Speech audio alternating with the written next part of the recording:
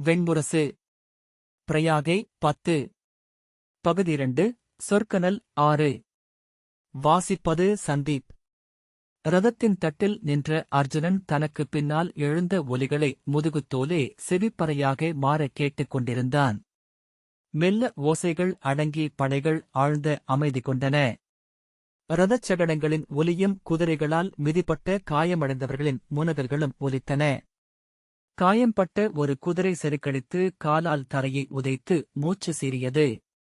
எங்கோ ஒரு குதிரையின் சேணத்தின் மணி ஒலித்தது. சகடத்தில் கட்டப்பட்டிருந்த துருபதன் அது அசைந்ததும் நிலை தடுமாறி முன்சரிந்து விழுந்து முழங்காலை ஊன்றி எழுந்து கொண்டான். தோடை சகடத்தில் ஊன்றி நிமிர்ந்து பின்னால் திரும்பி பார்த்தான். அதுவரை நிகழ்வதென்ன என்று உணராதபடி அவன் அகம் பிரமித்திருந்தது. சட்டென்று திகைத்தவன் போல, பாண்டவரே, இது பெரும்பாவம். அஸ்தனபுரிக்கே பழி என்று கூவினான். அந்தச் சொற்கள் பொருட்களைப் போல வந்து தன் மேல் விழுவதாக உணர்ந்தான் அர்ஜுனன். அவன் தலையை திருப்பாமல் உடலை இறுகச் செய்து கொண்டான். தன் கரங்களால் வில்லின் நாணை நீவிக்கொண்டு சாரதியிடம் செல் என்றான். சகடம் மேலும் உருண்டு இரு பிணங்கள் மேல் ஏறி மறுபக்கம் விழுந்து சென்றது. கால் தடுமாறி பிணங்கள் மேல் விழுந்து துருபதன் எழுந்து கொண்டபோது சக்கரம் அவன் மேல் உரசிச் செல்ல அவன் வலியுடன் முனகினான். பார்த்தா, இது அநீதி. நீ நம் குலத்தையே அவமதிக்கிறாய் என்று தருமன் நெடுங்கும் குரலில் கூவியபடி பின்னால் ஓடி வந்தான். அர்ஜுனன் திரும்பாமல் நின்றிருக்க ரதம் சென்று கொண்டிருந்தது. மந்தா, அவனை பிடி, அவனை நிறுத்து என்று தருமன் உடைந்த குரலில் பதறிய கையை நீட்டிக் கூவினான். என்ன நிகழ்கிறது இங்கே? பார்த்தா, பீமா, நிறுத்துங்கள். கதையைச் சுழற்றி நிலத்தில் ஊன்றியபடி, களத்தில் நெறியென ஏதுமில்லை மூத்தவரே, நாம் வெறும் விலங்குகள் இங்கு என்றான் பீமன். அவன் உடலில் இருந்து உறைந்து கருமை கொண்டு குருதி சிறிய கட்டிகளாக இரும்புக் கவசத்தில் வழுக்கி உதிர்ந்தது. சளிபோல வெண்ணிறமாக மூளைத்திவலைகள் ஒட்டியிருந்தன. அப்போது ஒரு முதிய பாஞ்சால வீரன், பழிகொள்பவர்களே, வீணர்களே என்று கூவியபடி தன் ஈட்டியை தூக்கி வீசும் பொருட்டு ஓடி வந்தான். திரும்பாமலேயே பீமன் தன் கதாயுதத்தால் அவன் மண்டையை சிதறடித்தான். குருதி வெடித்து தெறிக்க அவன் நின்று ஆடி கீழே விழுந்து துடிக்க அவனைத் தொடர்ந்து ஓடிவந்த பாஞ்சால வீரர்கள் கால்கள் உறைந்து அசையாமல் நின்றனர்.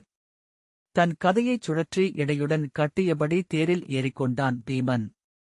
மூத்தவரே, போரென்றால் போர். அங்கே வெற்றி மட்டுமே அறம்.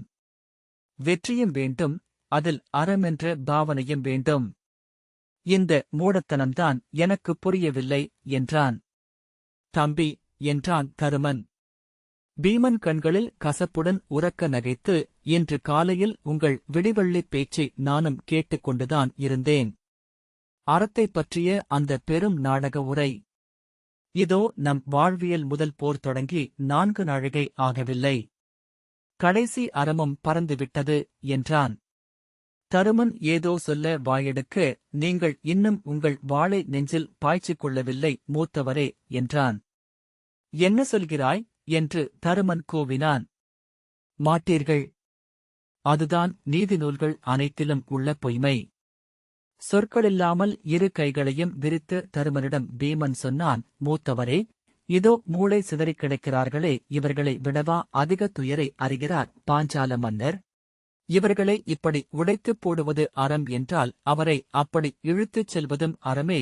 மூக்கிலிருந்து ஒழுகி உதட்டில் பட்ட கொழுங்குருதியை துப்பிவிட்டு சாரதியிடம் அர்ஜுனனைத் தொடர ஆணையிட்டான். ரதம் குலுங்கி முன்னகர்ந்தது. மந்தா, எப்போது வந்தது இந்த மூர்க்கம் உனக்கு என்று பின்னால் நின்ற தருமன் கூவினான். சற்றுமுன் மூர்க்கமாக இவர்களைக் கொன்று போட்டேனே, அப்போது அது வீரம் என்றல்லவா உங்களுக்குப் பட்டது என்று இகழ்ச்சியுடன் திரும்பக் கூவினான் பீமன். ரதமோட்டியின் முதுகை தன் காலால் தொட அவன் சவுக்கைச் சுண்டினான். ரதம் அசைந்து முன்னகர்ந்தது. திரும்பி நோக்கிய பீமனின் முகத்தில் சிரிப்பா அழுகையா என்று சொல்ல முடியாத உணர்ச்சி தெரிந்தது. மூத்தவரே, இதோ இவர்களைக் கொன்றதற்காக நான் வருந்தவில்லை. ஏனென்றால் அவர்கள் என்னைக் கொன்றிருந்தால் நான் அதில் பிழை கண்டிருக்க மாட்டேன். ஆனால் நான் தலை உடைத்துக் கொன்ற அத்தனை பேரிடமும் மன்னிப்பு கோருவேன். அவர்களை எங்காவது விண்ணுலகில் சந்திக்க நேர்ந்தால் காலை தொட்டு வணங்குவேன். நானும் அவர்களில் ஒருவன் என்பதனால் அவர்கள் என்னை மன்னித்து புன்னகை செய்வார்கள். அவர்களை அள்ளி மார்போடு அணைத்துக் கொள்வேன். ஆனால் எந்த மன்னனிடமும் எனக்கு கருணை இல்லை என்ற பின் திரும்பிக் கொண்டான். அவன் ரதம் அர்ஜுனன் ரதத்தை தொடர்ந்து ஓடியது. அவன் சென்றதும் பெருமூச்சுடன் இயல்பான துரியோதனன் திரும்பி காயமடைந்தவர்களை ரதங்களில் ஏற்றுங்கள் என்று ஆணையிட்டான். துருபதரின் மைந்தர்களை உடனடியாக தூக்கி ரதத்திலேற்றுங்கள். காயங்களுக்கு கட்டுப்போட்டு காம்பிலியத்துக்கு கொண்டு செல்லுங்கள். கௌரவப் படையினர் அவன் ஆணையை ஏற்று கீழே விழுந்து கிடந்த சுமித்ரனையும் சித்திரகேதுவையும் பிரியதர்சனையும் தூக்கினர். பிரியதர்சனின் நெஞ்சில் அம்பு பாய்ந்திருந்தது. கடினமான எருமைத்தோல் கவசத்தில் அது பெரும்பாலும் தைத்திருந்தமையால் உயிர் போகும் காயம் இருக்கவில்லை. சித்திரகேதுவின் தொடை எலும்பு சகடம் ஏறி முறிந்திருந்தது. கர்ணன் கௌரவர்களை ரதத்தில் ஏற்றுங்கள் என்றான். காயம்பட்டவர்கள் முனகியபடி கைகளை அசைத்து அவர்கள் உயிரோடிருப்பதைக் காட்டினர். குருதி கருகி உறையத் தொடங்கிய உடல்கள் தோள்களைப் பற்றிக் கொண்டு எழுந்தன. காயம்பட்டதுமே அவர்கள் வீரத்தையும் வெறியையும் இழந்து நோயாளிகளாக ஆகி ஆதரவு தேடினர். ஆதரவளித்து தூக்கியவர்களையே வசைபாடினர். வீரர்கள் சிலர் வாள்களுடன் சென்று காயம்பட்டு துடித்துக் கொண்டிருந்த குதிரைகளின் மோவாயைப் பிடித்து கழுத்தை வளைத்து குரல் குழாயின் இறுக்கத்தில் ஓங்கி வெட்டி அவற்றைக் கொன்றனர். துருத்தி அணைவது போல குருதித் துளிகள் சிதற பீரிட்டு வெளிவந்த மூச்சுடன் அவை குளம்புக் கால்களை உதைத்து மண்ணிலேயே ஓடுவது போல துடித்தன. வாள்கள் புழுதியில் கீரிப்பிள்ளைகள் போல புரண்டன. அக்குதிரைகளை வளர்த்த ரதமோட்டிகள் அதைப் பார்க்க முடியாமல் திரும்பிக் கொண்டனர். சுற்றிச் சுற்றி நோக்கியபடி திகைத்து நின்றபின் தருமன் தன் ரதத்தில் ஏறி அர்ஜுனனை பின்தொடர்ந்து செல்லும்படி ஆணையிட்டான். ரதமோட்டி அர்ஜுனனை மறிக்கவா என்று கண்களால் கேட்க அவன் பார்வையை விலக்கிக் கொண்டான். கர்ணனும் துரியோதனனும் அவனுக்குப் பின்னால் ரதங்களில் ஏறிக்கொண்டனர். அவன் திரும்பிய போது துரியோதனனின் விழிகளை சந்தித்தான். தளர்ந்து தலை குனிந்து தேர்தட்டில் அமர்ந்து கொண்டான். புல்வெளிப் பாதையில் அர்ஜுனன் ரதம் மெதுவாகச் சென்றது. சக்கரங்களில் கால் சிக்கி தடுமாறி மண்ணில் விழுந்த துருபதன் சிறிது தூரம் புழுதியிலும் புல்லிலும் இழுபட்டுச் சென்றான். அவன் முனகியதை அர்ஜுனன் கேட்கவில்லை. துருபதன் மீண்டும் முழங்காலை ஊன்றி எழுந்தான். மண்ணில் உரசிய அவன் தோல் உரிந்து குருதி வழிந்து மண்ணுடன் கலந்து சேராகியது. அவன் எழுந்து ஆரக்காலை ஒட்டியபடி ஓடத் தொடங்கினான். ரதம் மேடேறுகையில் மீண்டும் விழுந்தான். புல்மேடேறிய பின் அர்ஜுனன் திரும்பி நோக்கினான். பாஞ்சால வீரர்கள் அப்போதும் அசையாமல் அவனையே நோக்கி நிற்பதைக் கண்டான். விதவிதமான முகங்கள், திகைப்பும் பதற்றமும் உருக்கமும் சினமும் கொண்டவை. நெஞ்சில் கை வைத்து ஏங்கியவை, தலையில் கை வைத்து உழைந்தவை, காற்றில் விரித்த கைகளுடன் இறைஞ்சுபவை. அவன் பார்வையை திருப்பிக் கொண்டபோதுதான் அவற்றில் பாஞ்சாலர்களுடன் அஸ்தினபுரியின் வீரர்களும் இருந்தனர் என்பதை உணர்ந்தான். இதுவும் எனக்கு ஆசிரியர் வைத்த தேர்வு, இங்கும் நான் ஒன்றை மட்டுமே நோக்குவேன். அவனுக்குப் பின்னால் மொத்தப் படையும் ஒற்றை ஒலியுடன் உடல் தளர்வதை அவனால் கேட்க முடிந்தது. புண்பட்ட விலங்கொன்றின் பெருமூச்சு போல அதன் ஒலி எழுந்து வந்தது. தனக்குப் பின்னால் ரதங்கள் வரும் ஒலியைக் கேட்டான். அவை வரும் ஒலியிலேயே எவரும் தன்னை மறிக்க எண்ணவில்லை என்று உணர்ந்தான். ரதத்தில் நிமிர்ந்து தொடுவானை நோக்கியபடி நின்றான். இது வரலாறு, சூதர்களின் சொல்விழி. இங்கே அர்ஜுனன் எப்போதும் ஐயமற்றவனாகவே நின்றிருப்பான். ஒருபோதும் தலை குனிய மாட்டான். அவன் ரதம் புல்வெளியைத் தாண்டி கிராமங்களின் நடுவே நுழைந்தது. நாய்கள் குரைத்தபடி பாய்ந்து ஓடி வந்தன. அணைந்து கருகி அப்போதும் புகைவிட்டுக் கொண்டிருந்த வீடுகளின் முன்னால் கூடி அமர்ந்து அழுது கொண்டிருந்த மக்கள் அஞ்சி எழுந்தனர். அவர்களில் ஒருவன் சற்று நேரம் கழித்துத்தான் தேர்காலில் கட்டப்பட்ட துருபதனை நோக்கினான். அவன் கைசுட்டி கூவ பிறர் நோக்கி திகைத்தனர். அமர்ந்திருந்தவர்கள் ஓடி வந்து கூடினர். சில கணங்களுக்குப் பின்னர்தான் என்ன நடக்கிறதென்று அவர்களுக்கு தெரிந்தது.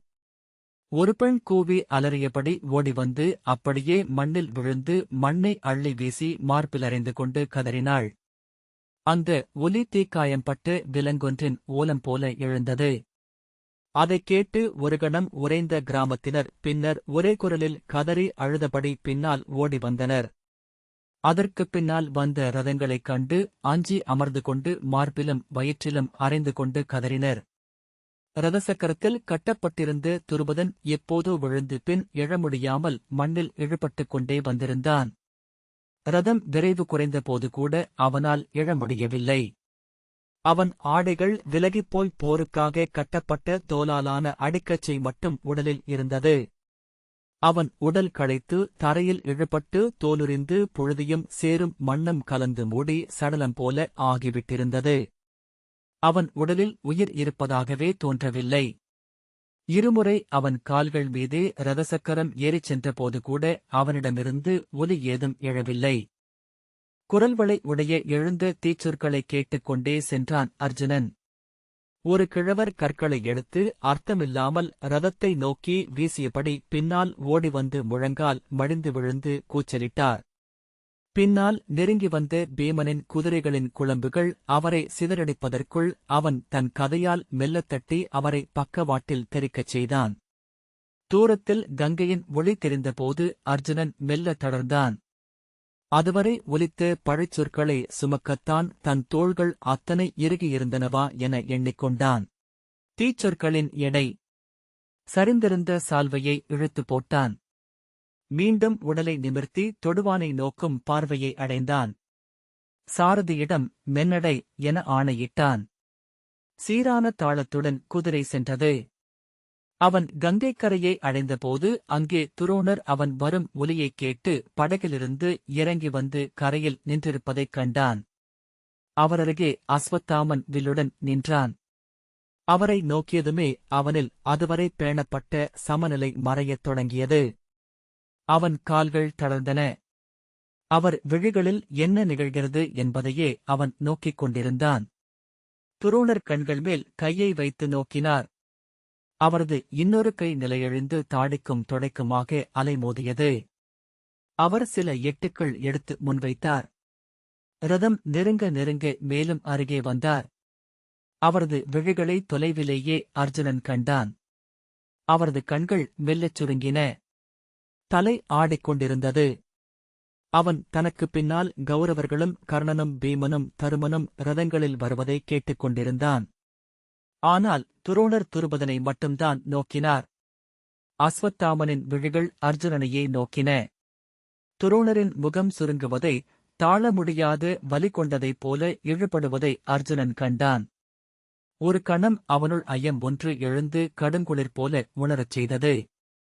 அவர் உளம் கொதித்து தன்னை தீச்சொல்லிடப் போவதாக எண்ணினான். துருபதன் இறந்துவிட்டிருக்கிறானா என்ற எண்ணம் வந்து சென்றது. அக்கணத்தில் வாய்திறந்து கண்கள் விரித்துக் கிடக்கும் துருபதனை அவன் கண்டுவிட்டான். மறுகணமே அவன் இறக்கவில்லை என அவனறிந்திருப்பதையும் அகத்தால் அறிந்தான்.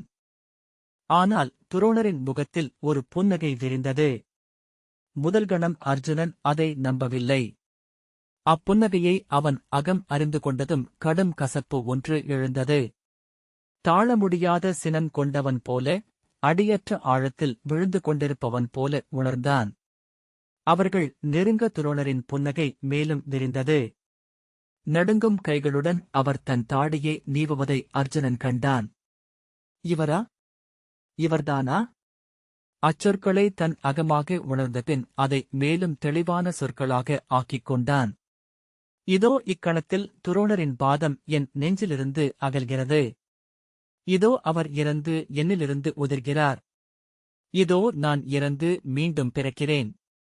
உடனே என்ன பொருளற்ற சொற்கள் என அகம் எண்ணியதும் அலை அடங்கியது. பெருமூச்சு விட்டு ரதத்தை நிறுத்த உருமலால் சாரதியிடம் ஆணையிட்டான். முதியவர் நடுங்கும் நடையுடன் அருகே வந்தார். கையைத் தூக்கி செயற்கையான ஆணவத்துடன் துருபதனை அவிழ்த்துவிடும்படி சைகை காட்டினார். அவரது ஒவ்வொரு அசைவையும் அர்ஜுனன் வெறுத்தான். அவரை நோக்கி பார்வையைத் திருப்பவே அவனால் முடியவில்லை. நடிக்கிறார். ஆம், இது வரலாற்றுத் தருணம். அதில் அவர் நடிக்கிறார். அவன் ரதத்திலிருந்து குதித்தான். அப்போது தோன்றியது அவனும் நடிப்பதாக. கால் தளர்ந்திருந்ததை மறைக்கவே அவன் குதித்தான். இத்தகைய தருணங்களில் இயற்கையாக இருப்பவர்கள் உண்டா? அத்தனை பேரும் நடிக்கத்தானே செய்கிறார்கள். இயல்வதே அது மட்டுமல்லவா? அப்படியென்றால் வரலாற்றுத் தருணங்களெல்லாமே இப்படிப்பட்ட நாடகங்கள்தாமா? யாருக்காக நடிக்கப்படுகின்றன அவை? சூழ்ந்திருக்கும் இவ்விழிகளுக்காக, பாடப்போகும் சூதர்களுக்காக, பொய்யை நம்ப விரும்பும் எதிர்கால தலைமுறைகளுக்காக. உள்ளே எண்ணங்கள் சிதறி ஓடிக்கொண்டிருக்க அவன் எதையும் காட்டாதவனாக மிடுக்குடன் நடந்து சென்று இரதச்சகடத்தை அணுகி குனிந்து துருபதனின் கட்டுகளை அவிழ்த்தான். எழமுடியாமல் துருபதன் புழுதியில் குப்புறக் கிடந்தான். சேற்றில் புதைந்து மீட்கப்பட்ட மட்கிய சடலம் போலிருந்தான். அர்ஜுனன் அமர்ந்து அவன் கையின் கட்டுகளை அவிழ்த்தான். அவிழ்க்கப்பட்ட கைகள் இரு பக்கமும் விழுந்தன. அவனுக்கு பின்பக்கம் வந்து நின்ற ரதங்களில் இருந்து பீமனும் தருமனும் துரியோதனனும் கௌரவர்களும் இறங்கி வந்து நின்ற ஒலி கேட்டது. அர்ஜுனன் நடந்து வந்து அவர்களின் முழங்கால்களைக் கண்டு விழுதூக்கினான். அவர்களுக்குப் பின்னால் ரதங்களில் வந்த பாஞ்சாலத்தின் இரு தளபதிகள் விழிகளில் நீர் வழிய கைகளை கூப்பியபடி தள்ளாடும் கால்களுடன் நடந்து நெருங்கி வந்தனர். துருபதனின் தலையருகே தன் கால்கள் அமையுமாறு துரோணர் வந்து நின்றார். யக்ஞசேனா, எழுக! நான் உன் பழைய தோழன் துரோணன் என்றார். துருபதன் உயிரற்றவை போல துவண்டிருந்த கைகளைத் தூக்கி ஊன்றி தலையைத் தூக்கி அவரை நோக்கினான். அவன் முகத்தை மூடிய புழுதியைக் கரைத்தபடி கண்ணீர் வழிந்தது. உதடுகள் மரணமூச்சை வெளியிடுபவை போல இழுபட்டு வலிப்பு கொண்டன. கிட்டித்த பற்களும் இறுகிய கழுத்துச் சதைகளுமாக அவன் வெறுமனே நோக்கினான். இருபுண்கள் போல சிவந்து நீர் வழிந்தன கண்கள். அன்று ஏந்திய கரங்களுடன் உன் வாசலில் நான் வந்து நின்றேன் யக்ஞசேனா. ஆணவத்துடன் என்னை உன் நண்பனல்ல என்று சொன்னாய் என்றார் துரோணர். ஆனால் நான் உன்னை என்றும் என் நண்பனாகவே எண்ணுகிறேன். அவர் உதடுகளின் புன்னகை கோணலாகியது. ஆகவேதான் நீ உயிருடன் திரும்பிச் செல்லப் போகிறாய். துருபதன் நடுநடுங்கும் கைகளை இறுக்கி ஊன்றி முனகியபடி எழுந்து அமர்ந்தான். இரதசக்கரத்தில் சாய்ந்து கொண்டு கண்களை மெல்ல மூடித் திறந்தான். நெடுந்தூரம் இழுபட்டமையால் அவன் தலையின் சமநிலை குலைந்துவிட்டிருந்தது. தளர்ந்து பின்னோக்கி விழப்போனவன் இரு கரங்களாலும் சக்கரத்தை இறுகப் பற்றி கண்களை மூடிக்கொண்டான். தலை குனிந்தபோது மயிர்க்கற்றைகள் முகத்தில் விழுந்தன. மார்பு ஏறி இறங்கியது. நீ சொன்ன வார்த்தையை நம்பி உன் வாசலுக்கு வந்தேன். என் மகனுக்கு பால் கொடுக்க ஒரு பசுவை வாங்குவதற்காக. நீ என்னை அவமதித்தாய். கொடை கொள்ள நான் பிராமணனா என்று கேட்டாய். நான் க்ஷத்திரியன் என்றால் படை கொண்டு வந்து உன் நாட்டை வெல்லும்படி சொன்னாய் என்றார் துரோணர். எதைச் சொன்னால் நான் அக்கணமே பற்றி எறிவேன் என நீ அறிந்திருந்தாய். ஏனென்றால் நீ என் நண்பனாக இருந்தாய். அந்த நட்பையே படைக்கலமாக்கி என்னை தாக்கினாய். அர்த்தமே இல்லாத சொற்கள். துருபதன் அதைக் கேட்கிறானா என்ற எண்ணம் அர்ஜுனனுக்கு வந்தது. அவன் மூடிய இமைகள் துடித்தன. நெற்றியின் இருபக்கமும் நரம்புகள் புடைத்து அசைந்தன. துரோணர் உரக்க விழி திறந்து பார் நீசா. இதோ என்று அர்ஜுனனை நோக்கி கைவீசி சொன்னார். இதோ நான் உன் நாட்டை வென்றிருக்கிறேன். இவன் என் மாணவன். பாஞ்சாலத்தை என் காலடியில் கொண்டு போட்டிருக்கிறான். துரோணரின் குரலில் உண்மையான உணர்ச்சிகளே இல்லை என அர்ஜுனன் எண்ணினான். அவர் அந்தக் காட்சியை எத்தனையோ முறை அகத்தில் நடித்திருக்க வேண்டும். அச்சொற்களை பல்லாயிரம் முறை சொல்லிக் கொண்டிருக்கலாம். வன்மத்துடன், கண்ணீருடன், ஆங்காரத்துடன். ஆனால் அச்சொற்கள் இப்போது ஏன் இத்தனை ஆழமற்றிருக்கின்றன? ஓர் எளிய கூத்துக்காட்சி போல. சொல்லிச் சொல்லி அவற்றின் அனைத்து உண்மையான உணர்வுகளும் காலப்போக்கில் உலர்ந்துவிட்டிருக்கலாம். தொன்மையான ஒரு காவியத்தின் பழகிப்போன காட்சியாக அது ஆகிவிட்டிருக்கலாம். இப்போது துரோணர் வெளிப்படுத்திக் கொண்டிருப்பது அவரை அல்ல, அவர் நடித்துக் கொண்டிருக்கிறார். அந்தக் காட்சியை நிறைவு செய்து கொண்டிருக்கிறார். சூழ்ந்து நின்றிருக்கிறது எதிர்காலம். நிமிர்ந்து பார் யக்ஞசேனா, பாஞ்சாலத்தின் அரசனும் க்ஷத்திரியனுமாகிய துரோணனைப் பார் என்றார் துரோணர். நான் என்றும் உன்னை என் நண்பனாகவே நினைத்தேன். இப்போதும் அப்படியே எண்ணுகிறேன். ஆனால் நீ அன்று சொன்னாயே அது உண்மை. நிகரானவர்களே நட்பு கொள்ள முடியும். இப்போது நீ நாடற்றவன். பாஞ்சால மன்னனாகிய என்னுடன் நட்புடனிருக்கும் தகுதியற்றவன். அவர் வெண்பற்கள் தெரியும் புன்னகையுடன் குனிந்து அவன் தோளில் கையை வைத்தார். ஆனால் நீ என் நண்பனாகவே நீடிக்க வேண்டுமென எண்ணுகிறேன். அதற்கு நீ எனக்கு சமானமானவன் ஆக வேண்டும். எனவே பாஞ்சாலத்தின் பாதியை உனக்கு அளிக்கிறேன். கங்கை முதல் சர்மாவதி வரையிலான தட்சிண பாஞ்சாலத்தை உனக்குரிய நாடாகக் கொள். காம்பிலியமும் மாகந்தியும் உனக்குரியவை. சத்ராவதியும் உத்தர பாஞ்சாலமும் எனக்குரியவை. என் மகன் அதற்கு அரசனாவான். என்ன சொல்கிறாய்? துருபதன் அவரை நிமிர்ந்து நோக்காமல் கைகளைக் கூப்பினான். துரோணர் நிமிர்ந்து அகன்று நின்ற பாஞ்சால தளபதிகளை நோக்கி கையசைத்து துருபதனை வந்து பிடிக்கும்படி சொன்னார். துருபதனே, உன் நகர்கொடி நாடு அனைத்தையும் நான் உனக்களிக்கிறேன். நாமிருவரும் இளைஞர்களாக மகிழ்ந்து வாழ்ந்து அந்த நன்னாட்களின் நினைவுக்காக துருபதன் நிமிர்ந்து நோக்கினான். பார்வையை விலக்கிக் கொண்ட துரோணரின் குரல் தழுதழுத்தது. என் வாழ்க்கையில் இனி அதைப் போன்ற மகிழ்ச்சியான நாட்கள் எனக்கு அமையப் போவதில்லை. அக்னிவேசரின் குருகுலமும் கங்கைக் கரையின் இனிய நிழல் சோலைகளும், அங்கே நாம் அமர்ந்து இரவு முழுக்க பேசிய சொற்களும் குரல் உடைய நிறுத்திக் கொண்டார்.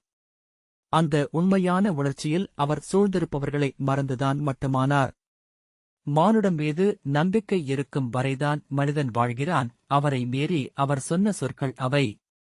அதை அவரே முழுதுணர்ந்ததும் சினம் கொண்டு பற்களைக் கடித்து, நீ என்னைக் கொன்றுவிட்டாய் என்றார். அந்த உண்மையான உணர்ச்சியும் அந்த தருணத்தின் நாடகத்தின் பகுதியாகவே ஆவதை அர்ஜுனன் உணர்ந்தான். வருடக்கணக்காக அவரை ஆண்ட அந்த பேய் தெய்வம் அவரிலிருந்து மெல்ல விலகுவதை அசைவுகள் காட்டின. அவரது தோள்கள் தொய்ந்தன. கைகால்கள் தளர்ந்தன. திரும்பி அவனை நோக்கி தளர்ந்த மென்குரலில், எனக்கு நண்பனென நீ ஒருவன்தான் துருபதா. உன்னை ஒரு கணமேனும் என்னால் மறக்க முடியவில்லை என்றார். துரோணரே, அப்படியென்றால் ஏன் இதை எனக்கு செய்தீர்கள் என உடைந்து வெளிவருவது போன்ற குரலில் துருபதன் கேட்டான். சக்கரத்தை பிடித்த கைகள் அதிர தலை தூக்கி, ஆம், நான் செய்ததெல்லாம் பிழை. நான் இழிமகன். ஆணவமும் சிறுமதியும் கொண்டவன். நீங்கள் கற்காத கல்வியா? உங்களுக்குத் தெரியாத நெறியா? ஆசிரியரான நீங்கள் இதைச் செய்யலாமா? அந்த நேரடி வினா துரோணரை வலிமையான காற்று போல தள்ளி பின்னடையச் செய்தது. துடிக்கும் உதடுகளுடன் தரையை கையால் அறைந்தபடி துருபதன் கூவினான், ஏன் இதைச் செய்தீர்கள் உத்தமரே? சொல்லுங்கள். அடக்கப்பட்ட அகவிரைவால் அவன் தோள்கள் அதிர்ந்தன. நீர்த்துளிகள் நின்ற இமைமுடிகளுடன் துரோணர் ஏறிட்டு நோக்கினார். முகம் சுருங்கி விரிந்தது. உதடுகள் இறுக பற்களை கிட்டித்து சீரும் ஒலியில் சொன்னார், ஏன் என்றா கேட்கிறாய்? உன் அரண்மனை வாயிலில் நான் நின்று உடல் பற்றி எரிந்தேன் தெரியுமா? உள்ளமும் ஆன்மாவும் கொழுந்துவிட்டு எரிந்தபடியே ஓடினேன். என் அன்னை மடியில் முகம் புதைத்து கதறி அழுதேன். அதைச் சொன்னதுமே அச்சொற்களுக்காக அவர் கூசியது போல தயங்கினார். பின்னர் அகத்தை உந்தி முன் தள்ளி மேலும் பேசினார், துருபதா, இத்தனை ஆண்டுகளாக ஒருநாள் கூட நான் நிறைவுடன் துயின்றதில்லை. என் அகத்திலிருந்த அந்த அனலில் ஒவ்வொரு கணமும் வெந்துருகிக் கொண்டிருந்தேன். இதோ என தன் நெஞ்சில் கை வைத்தார். இதோ என் அனல் அடங்கியிருக்கிறது. ஆனாலும் நான் எரிந்த அந்த வருடங்களை நினைத்தால் என் உள்ளம் பதறுகிறது. அவர் குற்ற உணர்வு கொண்டு தன்னை நியாயப்படுத்த முயல்கிறார் என்று அர்ஜுனன் நினைத்தான். துருபதனை உணர்ந்து கொண்டு தன் செயலை ஏற்க வேண்டுமென எண்ணுகிறாரா என்ன? நீ என்னை அவமதித்தாய். என் ஆன்மாவைக் கொன்றாய். நீ என துரோணர் மூச்சிரைத்தார். ஆம், அவமதிப்பின் கொழுந்தியரை இப்போது நானும் அறிகிறேன். உங்களை விடவும் அறிகிறேன் என்றான் துருபதன். துரோணரே, அத்தனை பெரும் துயரை அடைந்த நீங்கள் அதை மறந்தும் இன்னொருவருக்கு அளிக்கலாமா? உங்கள் நண்பனாகிய எனக்கு அதை அளித்துவிட்டீர்களே. இனி எஞ்சிய வாழ்நாள் முழுக்க நான் எரிந்து கொண்டிருப்பேன் அல்லவா? இனி ஒரு நாளேனும் என்னால் துயில முடியுமா? துரோணர் திகைத்தவர் போல நின்றபின் ஏதோ சொல்ல வந்தார். வணங்குகிறேன் துரோணரே என்றபின் துருபதன் வலக்காலை ஊன்றி அதன் மேல் கையை வைத்து முழு மூச்சால் உந்தி எழுந்தான். தேரைப் பற்றியபடி நின்று சில கணங்கள் கண்களை மூடிக்கொண்டான். நீர்த்துளிகள் நின்ற இமைகளை திறந்து பெருமூச்சு விட்டு கைகூப்பினான். எனக்கு கற்றுத்தந்து விட்டீர்கள் துரோணரே. நீங்கள் என் குரு. திரும்பி தன் படைத்தலைவர்களை நோக்கினான். அவர்கள் ஓடிவந்து அவன் தோள்களைப் பிடித்தார்கள். அவன் எவரையும் நோக்காமல் திரும்பி தள்ளாடும் கால்களுடன் நடந்தான். அவர்கள் அவனை மெல்ல ஏந்திக் கொண்டு சென்று தேரில் ஏற்றினர்.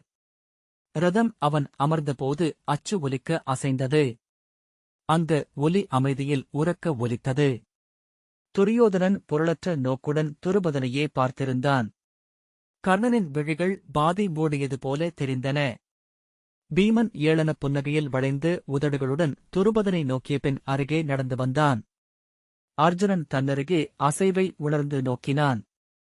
அஸ்வத்தாமன் வந்து துரோணரின் அருகே நின்றான்.